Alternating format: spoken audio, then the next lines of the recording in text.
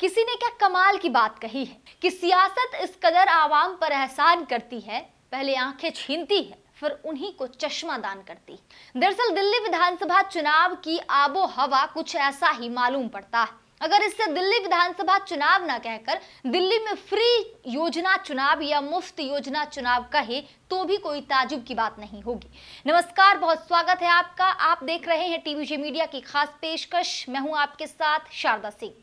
Do you remember कि prime minister कभी कहा था, लेकिन अब बीजेपी भी समझ चुकी है कि अगर जीतना है और सत्ता में आना है तो हर चीज को फ्री फ्री फ्री कहना होगा। बहरहाल आम आदमी पार्टी के संयोजक और पूर्व मुख्यमंत्री अरविंद केजरीवाल हर दिन कमोबेश एक ऐलान कर जाते हैं, लेकिन बात यहीं खत्म नहीं होती। इसके इतर भाजपा और कांग्रेस वाले भी एक और नए ऐलान कर देते हैं की महिलाओं को 2500 रुपए प्रति माह फ्री में बिजली मिल रही है। कांग्रेस पार्टी की गारंटी। जहां केजरीवाल कहते हैं कि दिल्ली में 200 यूनिट फ्री बिजली देंगे, फिर भला कांग्रेस पीछे क्यों रहे? जब केजरीवाल 200 यूनिट दे सकते हैं तो कांग्रेस एक कदम और आगे बढ़कर 300 यूनिट फ्री बिजली देने की बात कहती है। और इन दोनों के काउंटर में तीसरे आते हैं बीजेपी। वो कहते हैं कि अगर हमारी सरकार आएगी तो जो फ्री की योजनाएं आम जनता के लिए लाई गई है वो जारी रहेगी। आम आदमी पार्टी कहती है कि हर महिला को 2100 दिए जाएंगे, वहीं बीजेपी वाले कहते हैं कि हम 2500 देंगे, कांग्रेस भी कहती है 2500 देंगे। केजरीवाल कहते हैं कि बुजुर्गों का इलाज करवाएंगे, भाजपा कहती है आयुष्मान योजना पहले से ही लागू है, सरकार आएंगे तो दिल्ली में भी लागू कर ही दिया जाएगा और अभी ये मामला कोर्ट में चल रहा है। कांग्रेस कहती है कि 25 लाख रुपए में बुजुर्गों का इलाज किया जाएगा। केजरीवाल कहते हैं विद्यार्थी मुफ्त बस यात्रा करेंगे, मेट्रो के टिकट आधे होंगे। कांग्रेस कहती है 8,500 का सीधा भत्ता हम देंगे। भाजपा कहती है केजी से पीजी तक की पढ़ाई हम फ्री में करवाएंगे। प्रतियोगी छात्रों को 15,000 की मदद करेंगे। इतना ही नहीं, 2 बार परीक्षा देने जाने पर मुफ्त यात्रा। इसके साथ साथ 2 बार परीक्षा फॉर्म भरने का भी पैसा बीजेपी देगी। आम आदमी पार्टी कहती है कि हम दलितों के बच्चों को पढ़ाएंगे, तो फिर भला बीजेपी पीछे क्यों रहे? भाजपा भी कहती है कि केजरीवाल से कि तू डाल डाल मैं पात पात।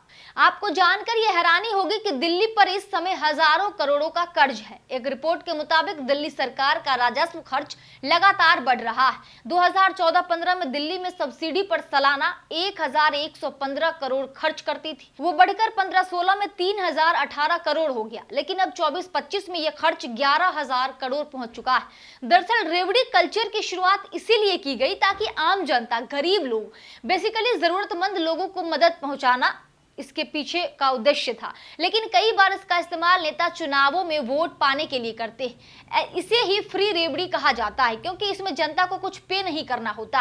ये रेवड़ी कल्चर देश के विकास के लिए बहुत घातक है। इसके अलावा अगर आप ध्यान दिए होंगे तो केजरीवाल मुफ्त बिजली और पानी की बात हमेशा से उठाते रहे। नमस्कार आप सब लोगों को नमस्कार। मैं आज ये ऐलान करना चाहता हूँ कि किराएदारों को भी फ्री बिजली और फ्री पानी का बेनिफिट मिलना चालू और दिए भी है। लेकिन अगर आप दिल्ली जल बोर्ड सब्सिडी पर नजर डालेंगे तो आपको हैरानी होगी। 2014-15 में यह खर्च 21 करोड़ था, 15-16 में ये 190 करोड़ पहुंच गया और अब 24-25 में ये आंकड़ा बढ़कर 500 करोड़ हो चुका है।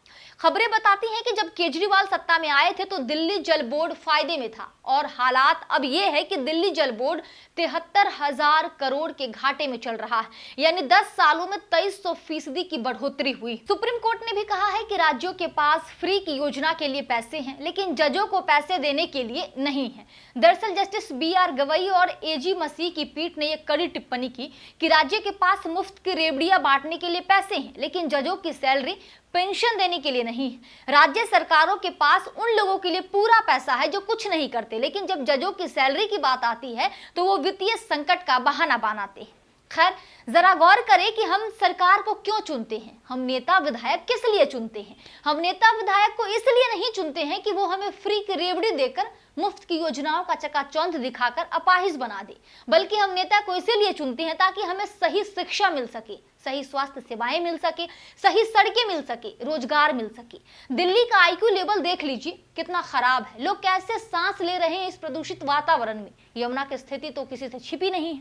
खैर, जनता के हाथ में ही बनाना और हराना है। देखते हैं कि 8 फरवरी को नतीजा किस ओर जाता है। फिलहाल इस वीडियो में इतना ही। मिलती हूँ किसी और नए एपिसोड के साथ, तब तक के लिए नमस्कार।